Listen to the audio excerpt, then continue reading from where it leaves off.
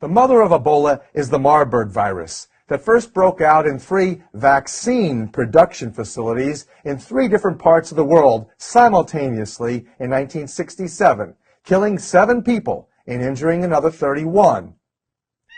This grave risk came from the fact that the monkey supplier, Litton Bionetics, was also a leading biological weapons contractor for the military and the CIA by 1969. With military and White House influence, no one would dare declare Bionetics as negligence and liability in any outbreak. Listen now to the voice of the world's leading vaccine expert, Dr. Maurice Hilleman, chief of the Merck Pharmaceutical Company's vaccine division, relay this problem he was having with imported monkeys. He best explains the origin of AIDS, but what you are about to hear was cut from any public disclosures. And I think that vaccines have to be considered the bargain basement technology for the 20th century. 50 years ago, when Maurice Hilleman was a high school student in Miles City, Montana, he hoped he might qualify as a management trainee for the local J.C. Penney store.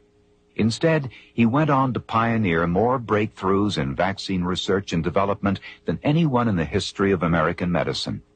Among the discoveries he made at Merck are vaccines for mumps, rubella, and measles. Tell me how you found SV40 in the polio vaccine. Well, that was a Merck thing. Okay. Yeah, I came to Merck, and I was going to develop vaccines. Mm-hmm. And we had wild viruses in those days. Remember the wild monkey kidney viruses and so forth? And I finally, after 6 months, gave up. I said that you cannot develop vaccines with these damn monkeys. We're finished. And if I can't do something about it, I'm going to quit. Mm-hmm. I'm not going to try it. Mm-hmm. So I went down to see Bill Mann at the zoo in Washington, D.C. And I told Bill Mann, I said, look, I got a problem. I don't know what the hell to do. Bill Mann is a real bright guy. I said, these lousy monkeys are picking it up while being stored in the airports in transit at these offloading. Mm-hmm. He said, it's very simple.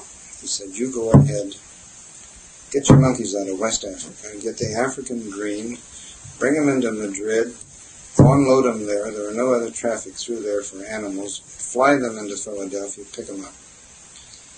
Or fly them into New York and pick them up right off the airplane. So I brought African greens, and I didn't know we were importing AIDS virus at the time.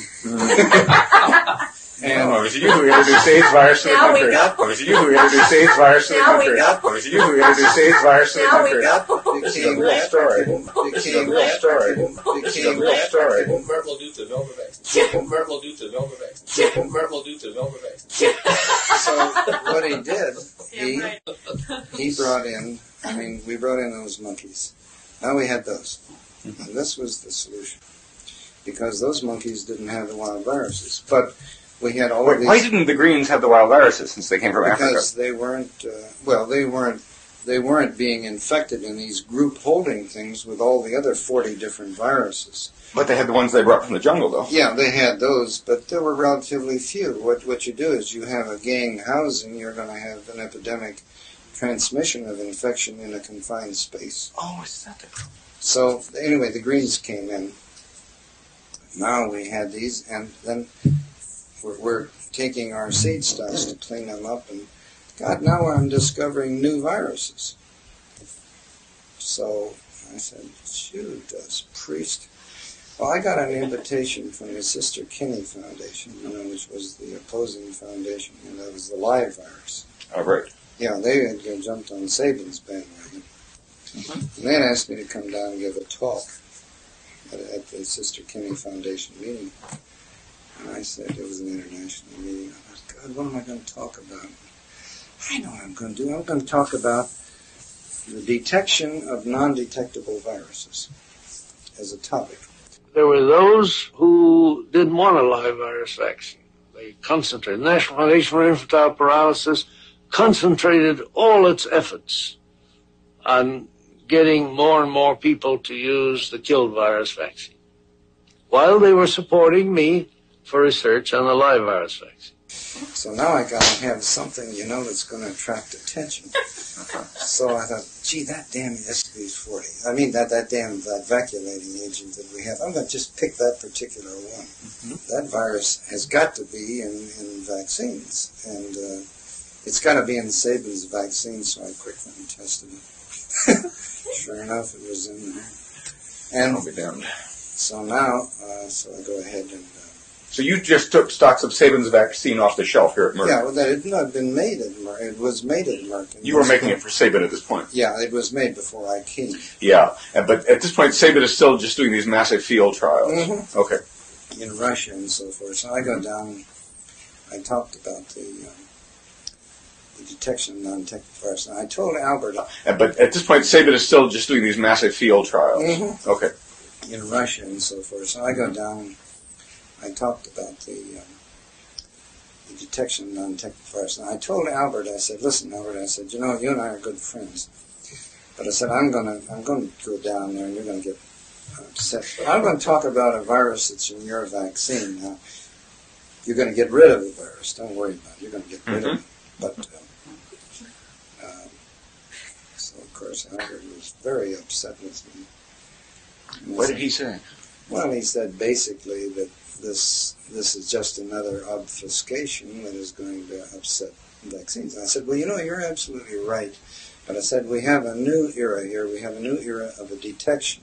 And the important thing is to get rid of these viruses. Why would he call it an obfuscation if it was a virus that was contaminating Well, no, vaccines? because, there are 40 different viruses in these vaccines anyway that we were inactivating. And... But you weren't inactivating his, though. That's correct. No, that's right. But yellow fever vaccine had leukemia virus in it, and this is in the days of very crude science. So anyway, I went down and talked to him, and Albert said, well, why are you concerned about it? I said, well, I'll tell you what. I said, I have a feeling in my bones that this virus is different. I don't know why to tell you this, but I've been around biology a long time. I just think this virus may have some long-term effects. And he said, what? I said, wow, cancer. I love it. I love it. Go ahead. No. I said, Albert, you probably think I'm nuts, but I just have that feeling. Well, in the meantime, we had taken this virus and put it into hamsters. So we had this meeting, and that was sort of the topic of the day, and the jokes that were going around was, gee, we would win the Olympics because the Russians would all be loaded down with tumors.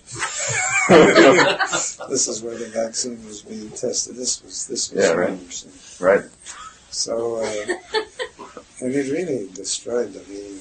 It was a big interaction. Yeah, right. So it was sort of the topic. Anyway. Was this the Cancer Society meeting in New York? No, this was the Sister Kennedy. Oh, it was Sister Kennedy.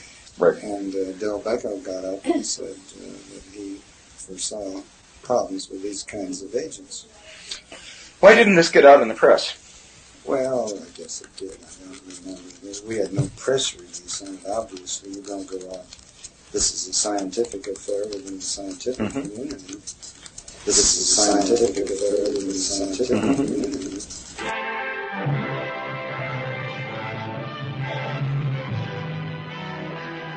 An historic victory over a dread disease is dramatically unfolded at the University of Michigan. Here, scientists usher in a new medical age with the monumental reports that prove the Salk vaccine against crippling polio to be a sensational success. It's a day of triumph for 40-year-old Dr. Jonas E. Salk, developer of the vaccine. He arrives with Basil O'Connor, head of the National Foundation for Infantile Paralysis, which financed the tests.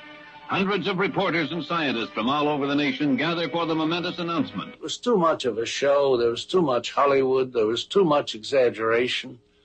And the impression in 1957 that was, in 1954, that was given was that the problem had been solved, that polio had been conquered.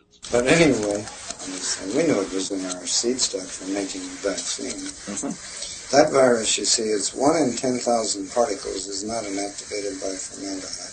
It was good science at the time because that was what you did. You didn't worry about these wild viruses. So you discovered it wasn't being inactivated in the Salk vaccine. Right. So then, the next thing you know is 3-4 weeks after that, I found that there were tumors popping out in these hamsters. Despite AIDS and leukemia suddenly becoming pandemic from wild viruses, Hilleman said this was good science at that time.